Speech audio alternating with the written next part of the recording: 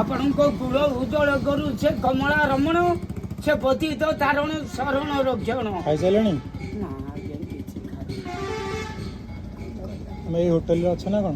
ନା ନା ମୋର ମୁଁ ସେଇଠି ଅଛି ଆଜ୍ଞା। ମୋର ବୁଢ଼ୀ ମାଆଟି ଅଛି କତରାରେ ପଡ଼ି ଉଠି ବସି ପାରୁନି।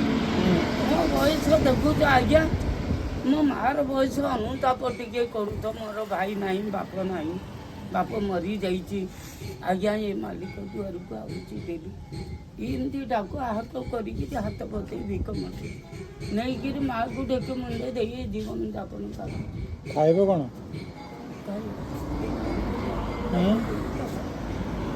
ହୋଟେଲରେ ଫ୍ରିରେ ଖାଉଛ ନା ପଇସା ଦେଇ ଖାଉଛ? ନା ଆଜ୍ଞା ଟିଫିନ୍ ଟିକେ ଦଅନ୍ତି ନାହିଁ। ଦିଅନ୍ତୁ ନାଇଁ? ହଁ ଦଅନ୍ତି ରୁଟି ଦୁଇ ଖଣ୍ଡ ଆଉ ଡାଲମା ଫାଲମା। ସେଇ ସକାଳୁ କ'ଣ ଖାଇଛ? ଦିନ କଟୁ